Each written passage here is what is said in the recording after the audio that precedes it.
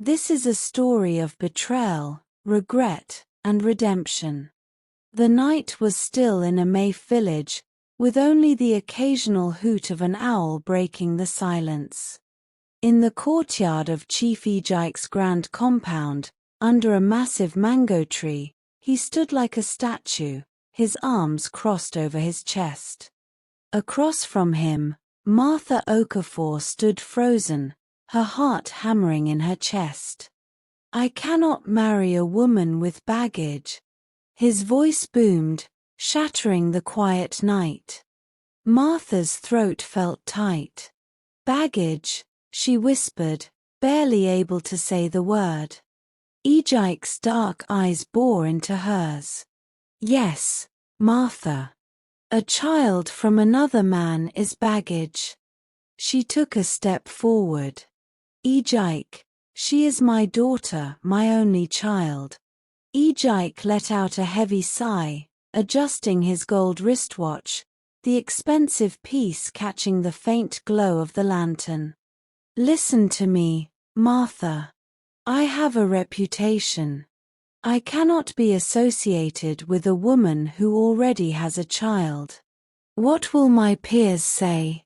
What will my family think?" Martha's stomach twisted painfully. Ejike's voice softened, but his words remained as sharp as a knife. "You are beautiful, hardworking, and I want you by my side. But if you want a better future, you must make a choice." His eyes were cold, unreadable. "Your daughter or me?" The words felt like a slap. Martha felt herself trembling, trapped between love and responsibility. But deep inside, she knew her choice had already been made. The next morning, Martha sat in Ngozi's compound, her fingers nervously twisting the edge of her wrapper. Ngozi, her closest friend, was sitting on a wooden stool under a large udara tree, slicing oranges with a small knife. Martha took a deep breath. "Ngozi, I don't know what to do." Ngozi popped a slice of orange into her mouth, licking the juice off her fingers before answering. "What is there to think about?" she said, raising an eyebrow. Martha swallowed hard. "Ejike said he won't marry me unless I get rid of Ada Aura." Ngozi clicked her tongue, shaking her head. "Men of status do not raise another man's child. You should know that by now." Martha felt her eyes sting with unshed tears. "But she is my daughter, my only child." Ngozi leaned closer, her voice low. "Take her to the forest. Leave her there. Someone will find her. She will survive. But if you miss this chance, you will regret it forever." Martha felt sick. Her entire body trembled as guilt wrapped itself around her like chains. Yet, her mind whispered what she didn't want to admit. Ngozi was right. And the decision had already been made. Adeora's tiny fingers gripped Martha's hand as they walked through the dense forest path. The moon hung low, casting an eerie glow through the swaying trees. "Mama, where are we going?" Adeora's small voice broke the silence. Martha's throat tightened. "Somewhere safe, my love."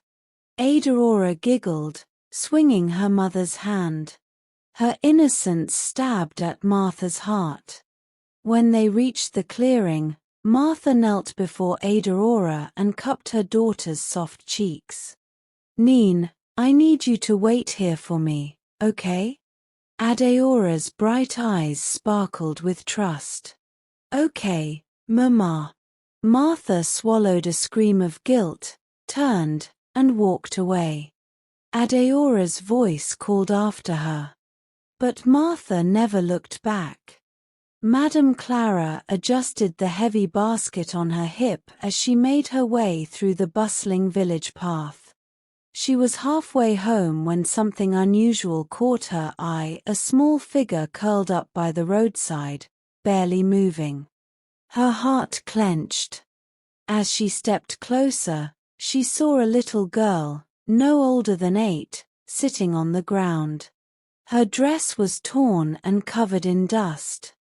Her small face, streaked with dried tears, was lowered, and her tiny hands clutched her knees as though she were bracing against the world.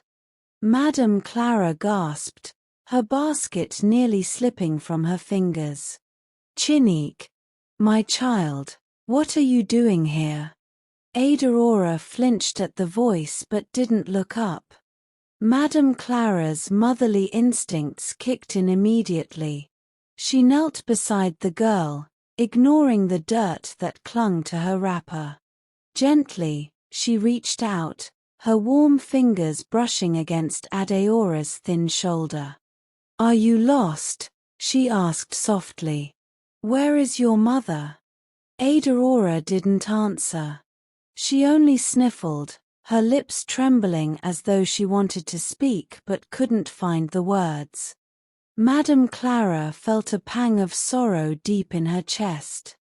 "Come, my dear," she murmured, carefully lifting Adeora into her arms. The child was light, too light, and Madame Clara's concern deepened. "You are safe now." As she held Adeora close, the little girl finally allowed herself to lean into the warmth. Madame Clara rose to her feet, her mind already racing with questions. Who had abandoned this child? What had happened to her? One thing was certain: Adeora would not be left alone again. Martha's new life with Chief Ejike should have been paradise. Instead, it became hell on earth. At first, he treated her like a queen, buying her luxurious lace wrappers, jewelry, and expensive perfumes from the city. But within weeks, his true nature unfolded like a hidden curse. He controlled her movements. She was not allowed to leave the house without his permission. He locked away her phone. She could not communicate with anyone. He brought other women into the house, right in front of her. One evening, Martha was in the kitchen, stirring a pot of soup when Ejike walked in. "Woman, hurry up with my food," he barked.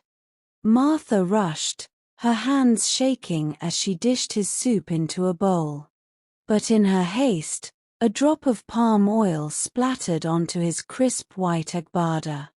She barely had time to react. Slap! Ejike's hand struck her across the face, sending her crashing to the floor. Her ears rang, her cheek burned like fire, and hot tears spilled down her face. Ejike glared down at her, his voice a cold hiss. "Next time, be careful." Martha clutched her throbbing face, her body shaking with silent sobs. She had abandoned her daughter for this. That night, she lay awake, staring at the ceiling, thinking of Adeora. Was she alive? Did she cry for her mother? Regret clawed at her soul like a wild animal. And then, Ejike fell sick. Ejike's health deteriorated rapidly. Doctors couldn't explain it. Someone in the village suggested, "There is a new hospital in Amaife. They specialize in rare diseases. You should take him there." And so, Martha found herself at the hospital, standing in the waiting area. A doctor walked in, and Martha's breath caught in her throat.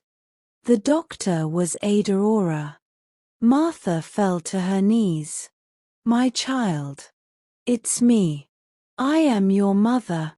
Adeora's face turned to stone.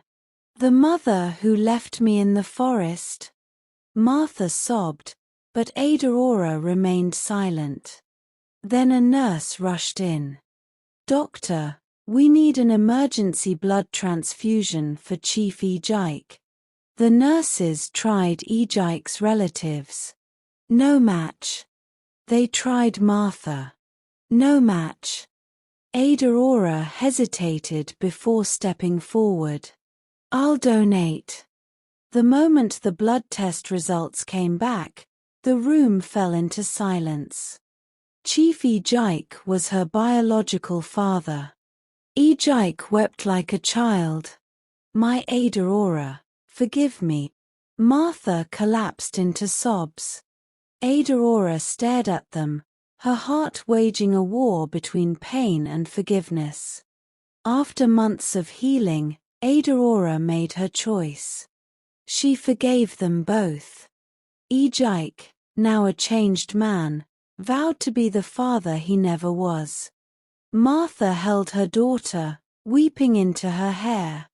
They returned to Amaife as a family, this time, not divided by betrayal, but bound by forgiveness. As the sun set, Martha held Ada Aura's hand, knowing that despite everything, love had found its way home.